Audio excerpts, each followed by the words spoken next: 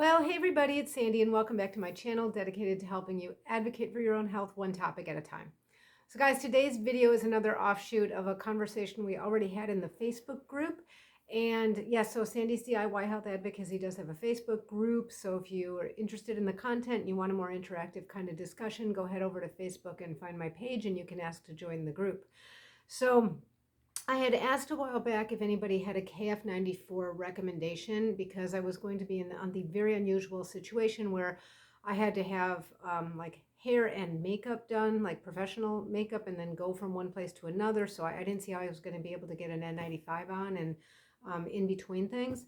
And as those of you who've been following me for a while know that I haven't recommended KF94 or KN95 just because the N95 to my mind is the gold standard. It's the hands down superior filtration. It doesn't allow for as much leak as the others do in terms of their certification, and it also, I think that's because of the upright pull that you get with the head straps.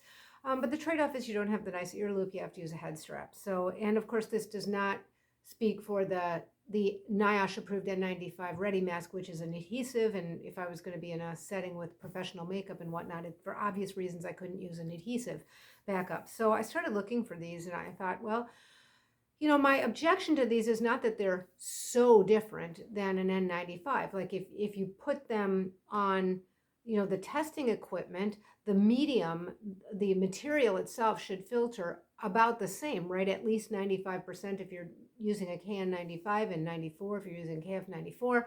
But it's all dependent on the fit. You always want the air to go through the mask and not around the mask. You know, once there's any leaking at all, the air takes the path of least resistance, it goes around the mask and it's not being filtered. So my issue is with these ear loops, it really means there's a lot of individual fit variation. So for example, some of you I know watch Aaron Collins' channel, and I really appreciate how he tests these products on his own equipment that tests for aerosol penetration across the barrier.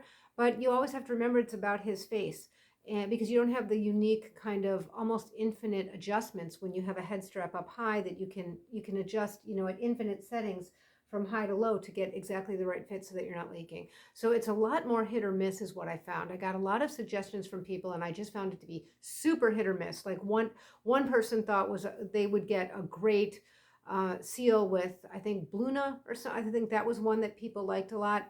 I couldn't get that to stop leaking to save my life. And then some people had said that there was some difference between the two colors, and I just couldn't get the one that people thought was better to seal at all. So I think the reason is not that I think it's such an inferior product in the way of its filtration, but it's just it's kind of a crapshoot as to how you're going to get it to fit.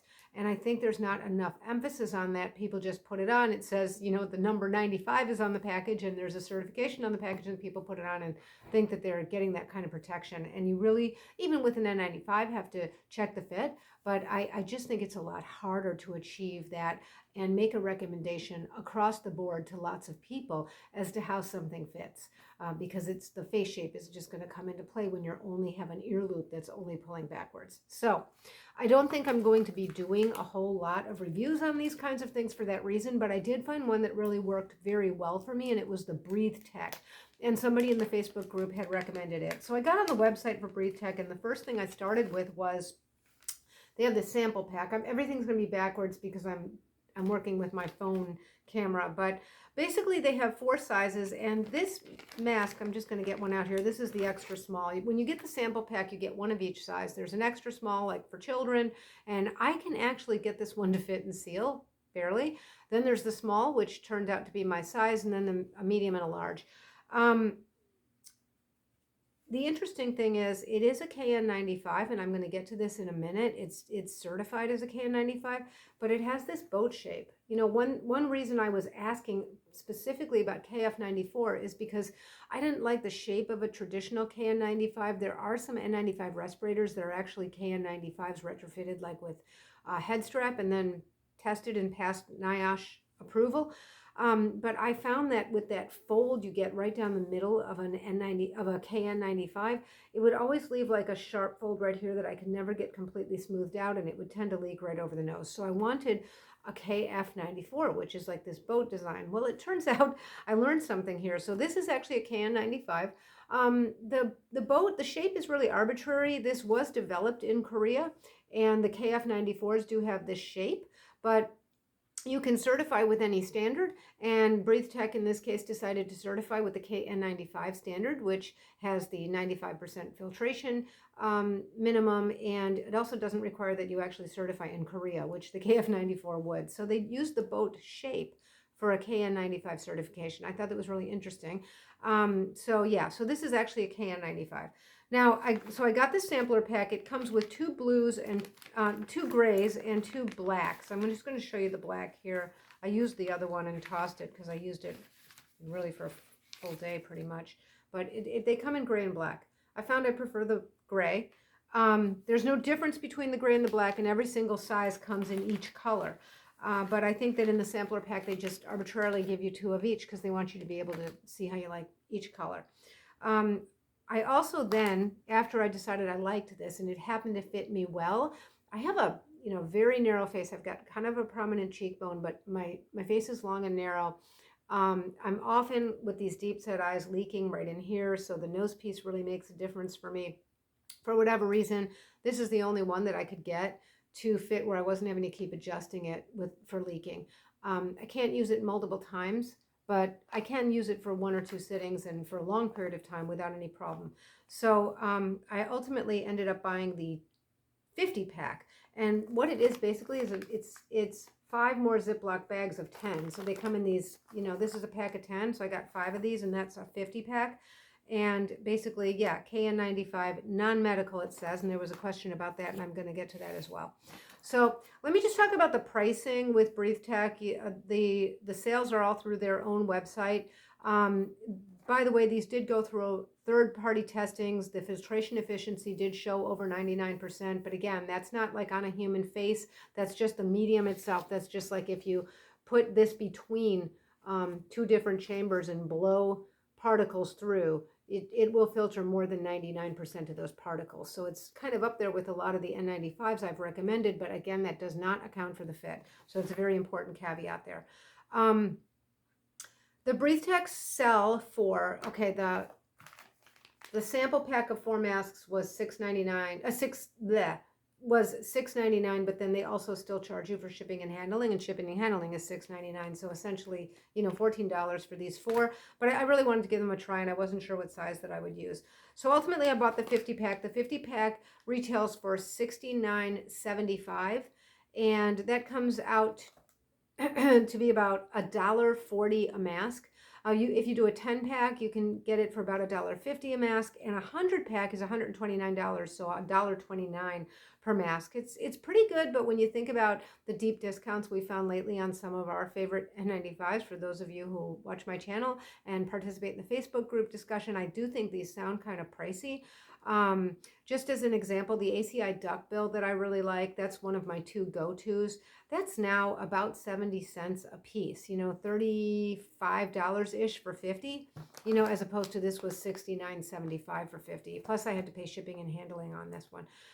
The blocks is even less. It's about 50 cents per respirator, so it's $25 for a pack of 50. So I do think these are on the expensive side. The other thing is these are free shipping and handling, but it's got to be over $75. So that means you're going to buy the 100 pack, or you're going to buy enough of the other things that will not be as cost effective. So if it's just you're buying everything all in one size, you're going to have to buy the 100 pack to get the free shipping and handling.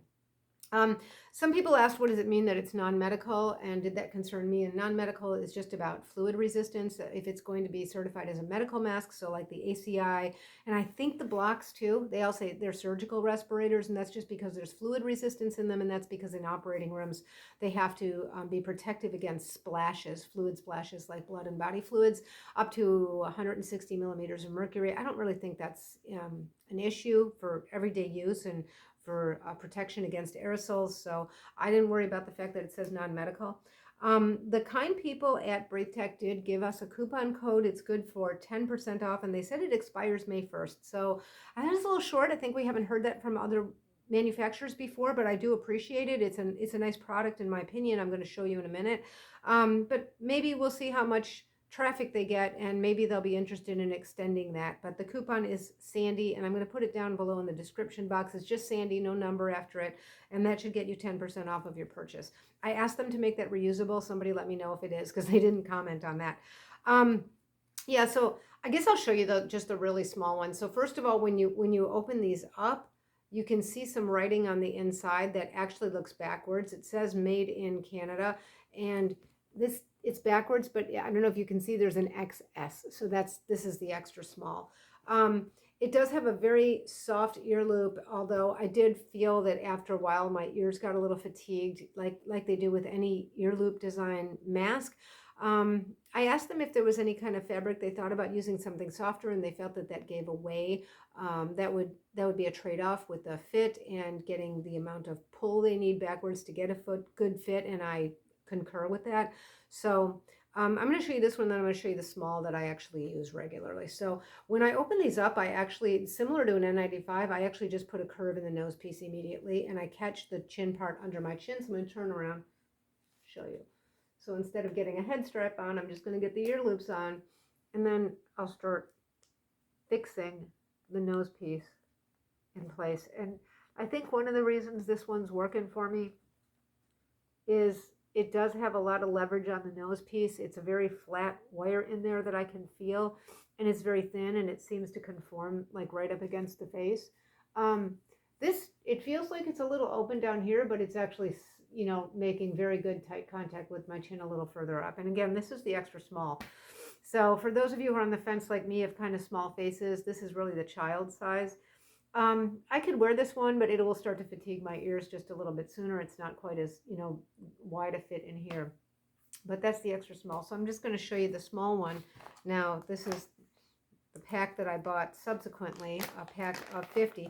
One thing I wondered is if they were to do something kind of like Blocks did, where they could have little sample packs like this, but then a pack of 50, instead of being 10 of these, or 5 of these packs of 10, maybe there'd be like a one larger 50 pack, and it would just save on some of this packaging. And I wondered if that would be, if that would make a difference in terms of they could offer a lesser price. But anyway, so here we go. So it's folded totally flat now, and the top is actually folded over the bottom. So I lift that up. I make a little bit of a roundedness in here. I pull the bottom. I guess in this case, sometimes I put the bottom on first, but either way. And you can just see how this one's more generous. You can also see how it's fogging my glasses right now because I haven't adjusted it yet, but it's good. You can see that, right? So I can show you how much better it is when I get it fitted. This nose piece goes out to about here, so I'd say about the middle, about the center of my eyes.